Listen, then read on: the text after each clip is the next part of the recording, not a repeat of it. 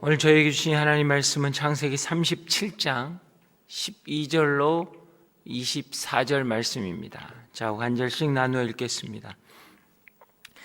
요셉의 형들이 세겜에 가서 아버지의 양을 치고 있었습니다. 이스라엘이 요셉에게 말했습니다. 내 형들이 세겜 근처에서 양떼를 먹이고 있지 않느냐? 내가 너를 형들에게 보내야겠다. 요셉이 대답했습니다. 알겠습니다. 이스라엘이 그에게 말했습니다. 가서 내 형들이 다 잘 있는지 양들은 어떤지 보고 돌아와 내게 알려다오. 야곱이 헤브론 골짜기에서 요셉을 떠나보냈습니다. 요셉이 세겜에 도착했습니다. 요셉이 들판에서 이리저리 헤매는 것을 보고 어떤 사람이 물었습니다. 내가 누구를 찾고 있느냐? 요셉이 말했습니다. 제 형들을 찾고 있습니다. 그들이 어디에서 양을 치고 있는지 내게 알려주시겠습니까? 그들이 말했습니다. 그들은 여기를 떠났다. 내가 들으니 그들은 도단으로 가자라고 하더구나. 요셉이 자기 형들을 쫓아다 도단으로 형들을 찾았습니다. 형들은 요셉이 멀리서 오는 것을 보고 자기들에게 다가오기 전에 그를 죽이려고 음모를 꾸몄습니다. 그들은 서동의논했습니다. 저기 꿈쟁이가 온다. 자, 우리가 그를 죽여 이 구덩이 가운데 하나를 쳐넣고 맹수가 그를 삼켜버렸다고 하자. 그의 꿈이 어떻게 되나 어디 한번 보자. 루벤이 이 말을 듣고 그들의 손에서 요셉을 구해낼 생각으로 말했습니다. 그를 죽이지 말자. 루벤이 다시 말했습니다. 피를 흘리지 말자. 요셉을 그냥 이 광야의 구덩이에 던져놓고 그에게 손을 대지 말자. 루벤은 그들을 손에서 요셉을 구해내 자기 아버지에게 돌려보낼 생각이었습니다. 요셉이 자기 형들에게 이르렀을 때 그들이 요셉의 옷 곧 그가 입은 귀한 옷을 벗기고 그를 잡아서 구덩이에 집어 던져 넣었습니다. 그것은 마른 구덩이라 안에 물이 없었습니다. 아멘. 여러분, 하나님의 말씀이 여러분과 함께하길 주의 이름으로 축복합니다. 네, 성령의 능력이 여러분의 삶을 붙잡길 주의 이름으로 축복합니다. 요셉의 스토리는 종교적이라기보다는 신앙적입니다. 요셉의 스토리 안에는 꿈이라는 하나님의 계시적인 상황이 있지만 특별히 하나님의 음성이 들렸다든가 어디에 단을 쌓고 예배를 드렸다라는 이야기는 전혀 없습니다. 그냥 한 개인의 스토리가 진행되는 것 같지만 굉장히 중요한 것은 요셉이 가는 곳, 머무는 곳마다 여호와 하나님께서 함께 하셨다라는 겁니다. 그리고 그가 총리가 되고 나서 형들 앞에서의 그의 고백은 무엇이었냐면 하나님이 나를 먼저 우리 가족을 위해서 여기에 보내셨다라는 고백이었다라는 거죠. 우리의 신앙의 삶이라는 것은 예배와 기도, 여러 가지 종교적인 행위도 있겠지만 가장 중요한 것은 하나님이 나와 함께 하시는 것입니다. 어느 자리에 있던 무엇을 하든 나의 하나님 여호와가 나와 함께 하시니 그의 인생이 형통하더라 라는 하나님의 말씀이 우리를 여러분 새롭게 하는 것입니다. 오늘 본문의 말씀은 야곱이 요셉의 형들이 양을 치러 세겜 땅으로 떠나고 그 세겜 땅에 있는 그 아들들이 궁금해서 요셉을 보내는 사건으로부터 시작됩니다. 12절에서 14절 말씀 보면 14절에 이스라엘이 그에게 말했습니다. 가서 내 형들이 다 잘 있는지 양들은 어떤지 보고 돌아와 내게 알려다오 라고 되어 있습니다. 여기서 잘 있는지라는 것은 여러분 샬롬이라는 단어를 사용하고 있습니다. 샬롬이라는 것은 히브리인들이 서로 안부를 전할 때 쓰는 여러분 일상적인 인사말입니다. 이것은 어떤 특별한 목적을 가진 어떤 감시의 개념이 아니라 단순히 형들과 양떼들의 평안을 알기 원했기 때문에 오늘 야곱은 요셉을 보내고 있는 것이죠. 여러분, 세겜은 야곱이 있는 헤브론에서 100km 북쪽에 떨어져 있는 지역입니다. 걸어서는 한 3, 4의 길을 걸어가야 하는 길이고, 야곱의 아들들은 또 풍성한 목적지를 찾아서 세겜에서 한 20km, 30km 떨어져 있는 도단이라는 곳까지 이동을 했던 것이죠. 여러분, 세겜은 어떤 땅입니까? 야곱이 하란에서 돌아와서 땅을 사고 정착하고 싶었던 땅이었습니다. 그런데 딸 디나가 강간당하는 사건이 있었고, 야곱의 두 아들은 하몰의 가족과 성 안에 있는 남자들을 속여서 할례를 받게 하고 그 후에 다 죽였습니다. 야곱은 이것을 통해서 그들의 족과 부족들이 복수를 할까봐 두려워서 그 땅에서 도망 나왔고, 사실 두 번 다시 그 땅에 발을 붙이기 어려웠던 상황이었습니다. 그래서 야곱은 자신의 아들들이 세겜으로 양을 데리고 갔다라는 것 자체가 자녀들의 안전이 궁금했고, 그것을 확인하기 위해서 오늘 요셉을 보내고 있는 것이죠. 요셉은 어떤 아들입니까? 아들들을 다 목동으로 보내지라도 요셉만큼은 편애하고 사랑했기 때문에 그 아들을 품고 살았던 그 아들입니다. 오늘 그 아들에게 너가 갔다 와라 라고 할 때 요셉은 네 알겠습니다 라는 단 한마디의 순종으로 거기에 반응합니다. 어디에도 그가 반문하거나 가기 싫다거나 내가 왜 그렇게 힘들고 어려운 곳에 가야 하냐고 이야기하지 않습니다. 차라리 종을 보내시지 왜 제가 가야 합니까? 라고 이야기하지 않았다라는 것이죠. 여러분, 이것이 바로 하나님이 쓰기에 기뻐하는 사람의 믿음의 태도인 것입니다. 이것이 바로 믿음의 길인 것이죠. 순종하고 떠날 때 하나님의 일이 시작되었다는 겁니다. 그 과정은 어떻게 보면 상처요, 아픔이요, 고통이었을지 모르지만 하나님께서 그에게 주셨던 그 꿈이 시작되는 시작점이었다라는 것이죠. 믿음의 여정이 그렇습니다. 하나님이 우리에게 허락하신 일들을 때로는 우리가 이해하지 못하고 감당하지 못하고 때로는 해석되지 않는 그 상황이라고 할지라도 우리가 그것을 믿음으로 순종하고 나아갈 때 하나님은 우리에게 주신 그 언약을 시작하신다라는 거예요. 우리에게 말씀으로 임하셨던 그 하나님께서 우리의 삶 가운데 놀라운 일들을 시작하신다라는 것이죠. 다윗을 보십시오. 다윗은 어린 목동이었습니다. 그런데 다윗의 아버지가 다윗에게 전쟁터로 가라는 심부름을 합니다. 형들에게 떡과 치즈를 주라는, 어떻게 보면 어린아이에게 하는 말도 안 되는 일이지만 다윗은 어떠한 반문도 하지 않고 그 일을 순종하며 나아갑니다. 그 순종이 골리앗을 쓰러뜨리는 시작점이 되었고, 그 순종이 통일왕국을 시작하는 시작점이 되었다라는 것이죠. 이사야도 그렇습니다. 내가 누구를 보내고 누가 우리를 위해 갈꼬라고 했을 때 내가 여기에 있습니다. 나를 보내소서. 하나님의 탄식을 끌어안고 그 마음을 끌어안고 나가서 전하는 선지자 이사야의 태도가 하나님 나라의 시작점이었다라는 것입니다. 여러분, 능력은 훈련하고 숙달되면 생기는 거지만 신앙의 태도는 그렇지 않습니다. 내가 여호와 하나님 앞에, 그 말씀 앞에 내가 엎드릴 때만 여러분 하나님의 말씀은 시작되고 우리를 향한 하나님의 선한 일들은 이루어진다라는 것이죠.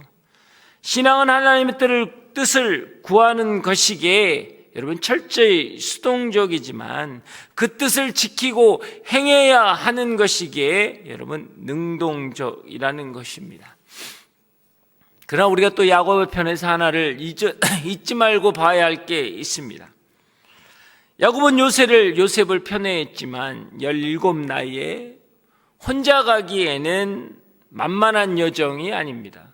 위험이 도사리는 세겜 땅으로 다른 자녀들의 안부를 알고자 혼자 보냈다라는 것은 야곱에게 있어서 다른 자녀들도 소중한 부성애를 가지고 있었다라는 것이죠.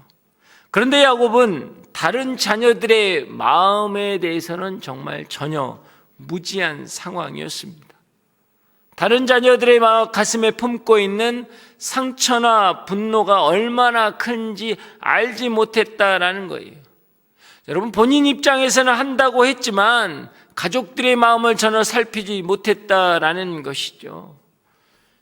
야곱 나름대로 자녀를 생각하고 잘해주었다라고 생각하지만 자기 생각에 갇힌 무지함이 비극의 시작점이었다라는 겁니다.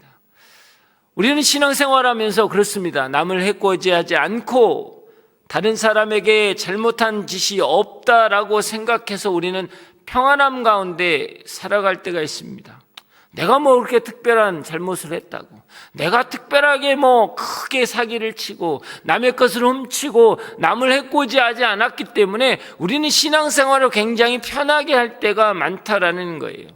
그러나 우리가 알아야 될 것은요, 우리가 당연히 해야 할 것을 하지 않음으로 생기는 일이 너무 많다라는 거예요. 성경은 분명히 이야기합니다. 너가 미워하지 말라고 하지 않고 여러분 사랑하라고 이야기한 것입니다.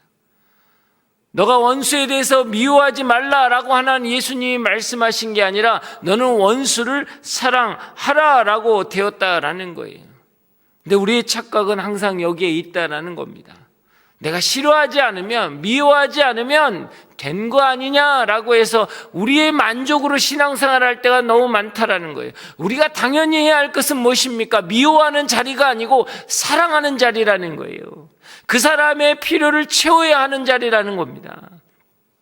적은 소자에게 한 것이 바로 나에게 한 것이다 라고 이야기하신 예수님의 말씀처럼 신앙인의 태도는 그래야 하는 것이죠.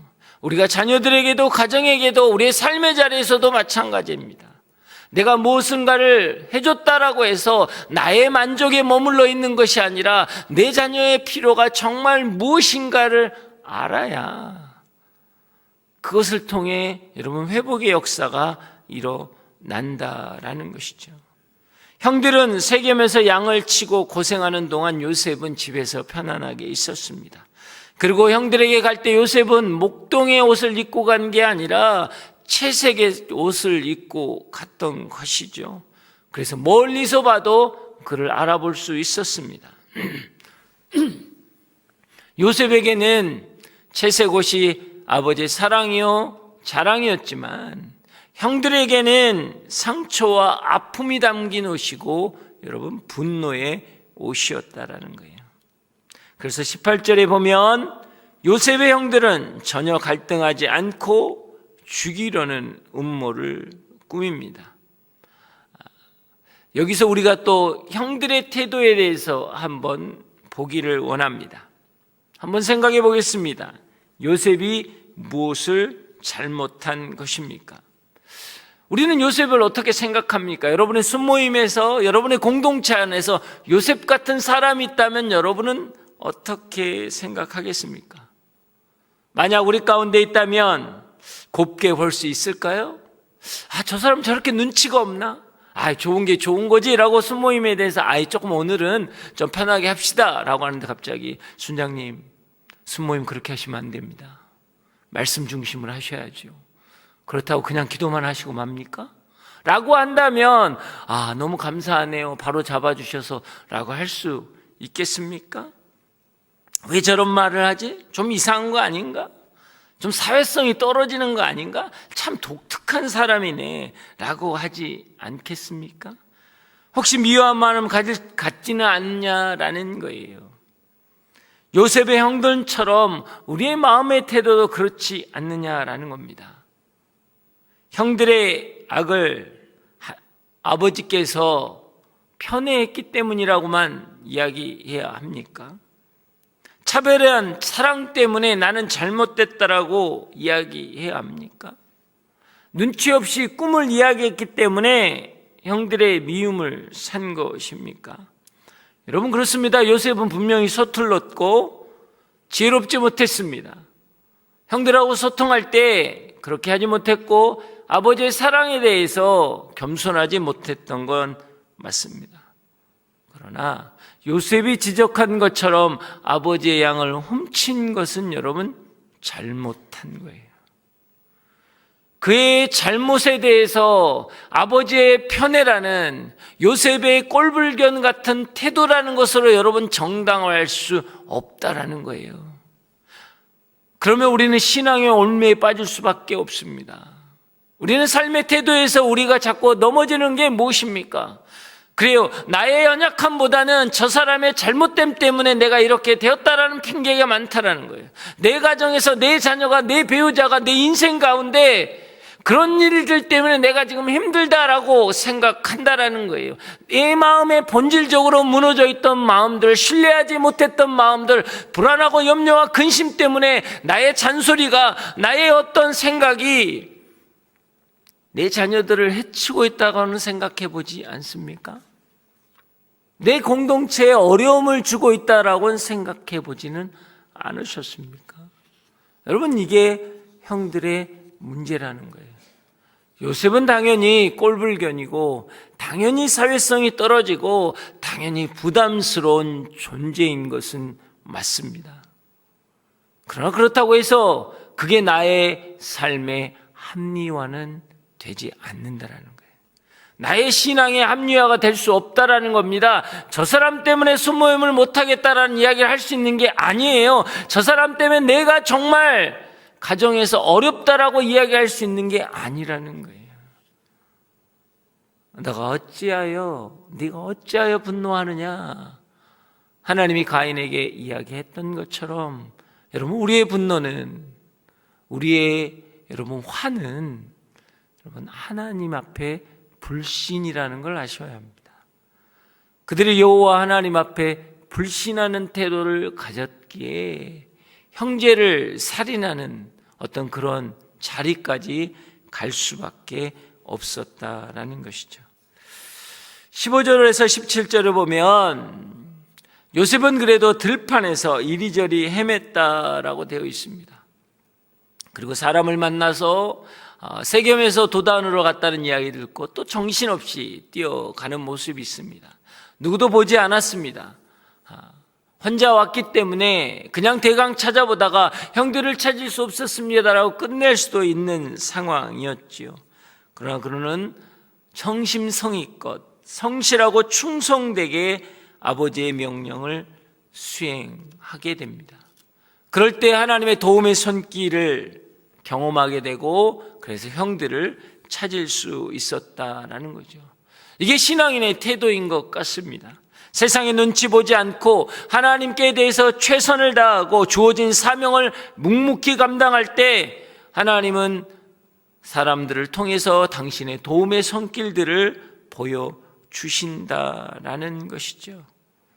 신앙의 여정 속에서 우리에게 멈춰서게 하는 일, 때로는 다가오는 손길에 대해서 우리는 예민하게 반응할 필요가 있습니다.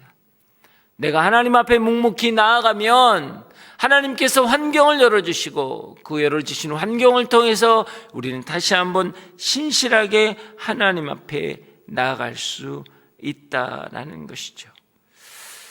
자, 19절과 20절에 보면 또 형들의 태도를 볼 수 있습니다. 그래서 이것을 보면 요셉과 형들, 야곱 여러 가지 태도를 볼 수 있는데 형들의 태도가 무엇입니까? 저기 꿈쟁이가 온다라고 하면서 어디 그 꿈이 어떻게 되나 한번 보자라고 되어 있습니다. 여러분, 고대 사회에서 꿈은 현실을 반영한다고 믿었기 때문에 그들은 꿈을 없애버리고 싶었던 것이죠. 요셉을 죽이고 맹수가 그를 해쳤다고 말하고 그들의 살인을 완전 범죄로 덮으려고 했다라는 것입니다. 그럼 우리가 잘 알듯이 요셉의 꿈은 스스로 꾼 것이 아닙니다. 그가 지어낸 것이 아니라 하나님께서 꾸게 하신 꿈이라는 것이죠. 그 꿈은 요셉이 장차 어떤 모습이 되느냐라는 것도 있지만 그것을 통해서 야곱의 가족들이 어떻게 구원을 받고 어떻게 보호함을 받는지에 대한 하나님의 꿈이었습니다. 근데 그들은 알지 못했던 거죠. 마치 이거와 같습니다. 십자가의 도는 멸망하는 자에게 미련한 것이요 구원을 받는 우리에게는 하나님의 능력이다라는 것처럼 세상에게는 십자가는 미련하고 정말 볼품없는 거지만 믿는 우리에게는 그리스도의 능력이 되게 하시는 것입니다.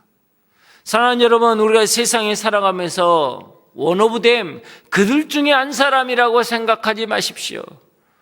요셉의 형들은 12명 중에 한 명이기 때문에 한 명 정도 죽는다고 해서 뭐가 표가 나겠냐라고 생각했을 것입니다. 요셉이 노예로 팔려갔습니다. 수만 명 중에 한 명의 노예가 아닌 것입니다. 요 하나님이 함께 하셨기에 그는 7년 환란 동안에 애굽과 이웃나라의 구원과 회복의 역사를 일으키는 주인공이 되었다라는 것이죠. 우리는 세상에 속해 있는 한 사람에 불과하다고 생각할 때가 있습니다. 눈에 띄지 않고 능력이 발휘되지 않았기 때문에 볼품없다고 생각하지만 여러분, 그렇지 않습니다. 우리는 그들 중에 한 사람이 아니라 하나님의 사람으로서 여러분, you are special. 충분히 여러분 특별한 존재라는 거예요. 우리 한 영혼이 있기에 세상은 망하지 않을 수 있다라는 거예요. 의인 한 사람이 있으면 예루살렘이 멸망하지 않는 것처럼, 의인 10명이 있으면 소돔과 고모라가 멸망하지 않는 것처럼 우리의 존재는 여호와 하나님이 우리와 함께 하시기에 우리는 세상 가운데 있을 때 충분한 능력과 은혜를 가진 자의 삶이라는 거예요. 내가 세상 가운데 평가받는 인생이 아니라 여호와 안에서 가치 있는 인생에게 나는 새로워지는 인생이라는 것입니다. 사랑하는 여러분, 여러분이 삶의 자리에 있을 때 그래서 여호와 하나님과 동행하셔야 합니다. 그것이 여러분을 특별하게 만드는 존재이기 때문이지요. 마지막 24절 보면 형들이 구덩이에 던졌지만 그 구덩이는 마른 구덩이라고 되어 있습니다. 여러분, 인간의 최악이 하나님의 최선이 될 수 있습니다. 셈에 빠졌지만 마른 셈이었습니다. 종으로 팔려갔지만 그는 그 가정의 총무가 되었죠. 강과 미수범으로 감옥에 갇혔지만 결국 사형당하지 않고 여러분, 그가 살아날 수 있었습니다. 세상의 입장에 보면 그는 안 되는 인생입니다. 마른 셈에 빠졌지만 결국 노예로 팔려갔습니다. 열심히 일했지만 감옥에 갇히는 인생이었어요. 그 인생은 끝난 인생이에요. 하지만 반대로 이야기하면 형들이 죽이려고 했지만 살아났고, 노예로 팔려갔지만 거기에서 총무가 되었고, 강간 미수범이 되었지만 여러분, 죽음을 면했다라는 거예요. 종이 여러분 주인의 아내를 겁탈하려다가 잡혔으면 능지처참입니다. 살아날 기회는 제로예요. 그런데 살아났다라는 거예요. 여러분, 이게 우리의 삶의 방법인 것입니다. 하나님을 신뢰하고 하나님의 마음을 품고 하나님과 동행하는 삶을 산다라고 하면 상황을 바꿔달라고 기도하는 게 아니라 하나님의 섭리 가운데서 하나님의 놀라우신 역사를 허락하심을 우리가 기도한다라는 것입니다. 여러분의 배우자, 여러분의 자녀, 여러분의 환경은 여러분 하나님이 허락한 최선이라는 거예요. 세상적으로 보면 최악일 수 있습니다. 도저히 어떻게 해결할 수 없는 낭망함일 수 있다라는 거예요. 그러나 내가 여호와 하나님과 동행한다면 그 상황은 하나님의 최선의 시작점일 수 있다라는 거예요. 나는 감당할 수 없는 일이라고 하지만 하나님은 그 일을 통해서 놀라운 역사를 일으킨다라는 것입니다. 형들은 그들의 계획을 계속적으로 이어나가지만 그 가운데 하나님의 섭리는 우리 가운데 있다라는 거예요. 여러분은 무엇을 묵상하실 것입니까?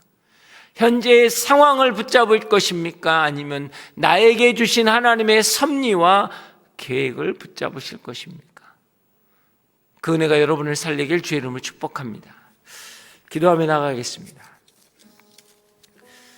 사랑의 하나님 아버지, 오늘 시간 우리가 하나님 앞에 나아가길 원합니다.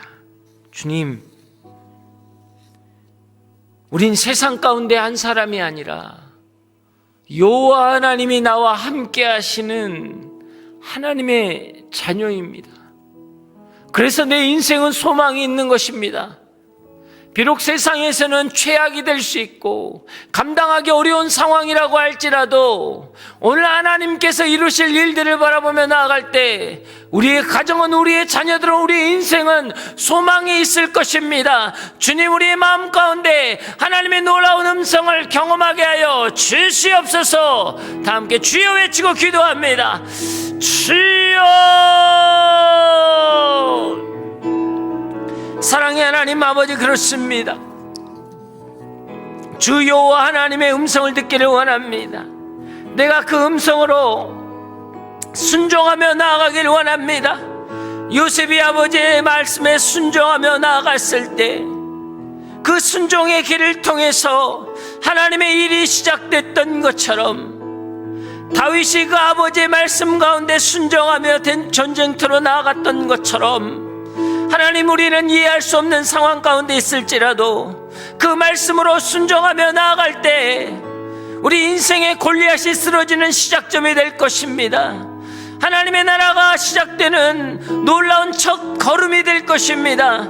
주님, 역사하여 주시옵소서. 하나님, 오늘 이 시간 주 예수 그리스도의 음성이 우리 안에 있을 때 우리는 새로워질 것입니다. 하나님께서 바울에게 말씀하셨습니다. 성령께서 결박과 환난이 너를 기다리고 있을 것이다 라고 말씀하실 때 사도 바울은 내가 달려갈 길과 주 예수의 길을, 사명을, 곧 하나님의 은혜의 몸을 증거하는 일을 내가 마치려 함은 나의 생명조차도 조금도 귀하게 여기지 아니하노라 라고 고백했던 것처럼, 우리 인생에 고난과 환난이 있을지라도 믿음으로 고백하며 나아가며 순종함으로 나아갈 때 우리 안에 하나님의 말씀을 이루는 거룩한 역사가 일어나게 하여 주시옵소서. 주님, 은혜 내려 주시옵소서. 성령께서 하십니다. 성령께서 이루십니다. 주님, 우리 안에 놀라운 역사를 일으켜 주시옵소서. 하나님, 그렇습니다.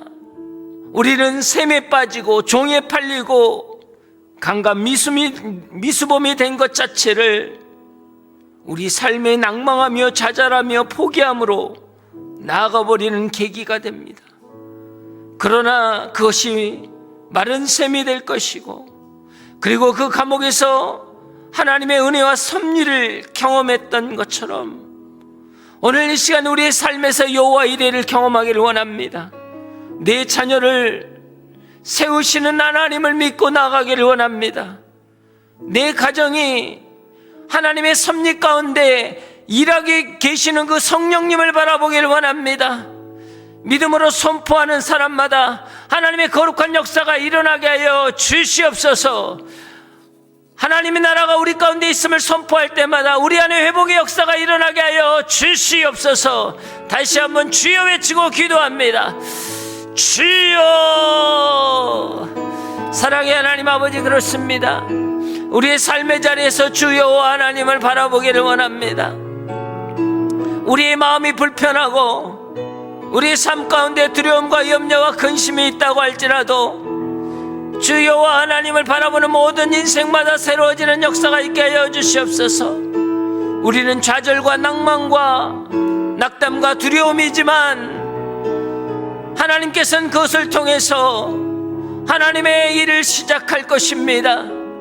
홍해 앞에서 두려워 좌절하는 그에게 여호와 하나님은 구원의 방패요 요새이신 그 하나님이 홍해를 가르시고 그들을 쫓던 애굽의 군대가 수장되었던 것처럼 우리 인생 가운데 낭망되었고 두려웠던 모든 것들이 예수 그리스도의 십자가의 능력으로 덮일 것이고, 모든 것이 묶임을 받고 저 무게경으로 떨어지듯 우리 가운데 자유함이 있을 것입니다.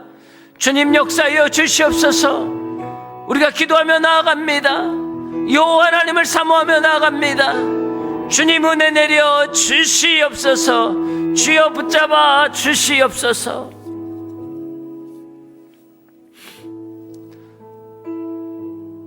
사랑의 하나님 아버지, 그렇습니다.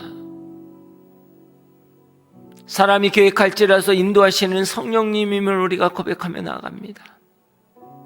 우리의 가운데 함께 하신 그 성령께서 우리를 온전케 할 것이고 하나님의 놀라운 기적의 역사의 시작점이 될 것입니다. 지금은 무너지고 낭망하고 아무런 소망이 없는 것 같은 그 자리이지만 하나님께서는 사막에서 강을 내시고 광야에서 길을 내심으로 우리의 삶의 샘물이 되시고 우리의 삶의 길이 되어 주실 것입니다. 그것을 믿음으로 나아갈 때 우리 안에 놀라운 역사가 있게 하여 주시옵소서. 오늘 이 아침에 하나님 말씀하실 때 우리가 듣기를 원하고 그 말씀을 통해 우리가 새로워지는 은혜가 있게 하여 주시옵소서. 주님 붙잡아 주시옵소서. 이제는 우리 주 예수 그리스도의 은혜와 하나님의 그 크신 사랑과 성령의 교통하심과 만지심이 네 안에 계신 그 여호와 하나님의 은혜를 사모하며 우리의 가정과 우리의 자녀와 우리 일터 가운데 행하실 그 하나님의 뜻과 섭리와 계획하심을 붙들고 나아가기를 원하는 여기에 머릿속에 있는 한 분 한 분 위에 이분들의 가정과 자녀와 일터와 삶의 자리 위에 이 나라와 이 민족 위에 지금부터 영원히 함께 하시기를 간절히 축원하옵나이다. 아멘.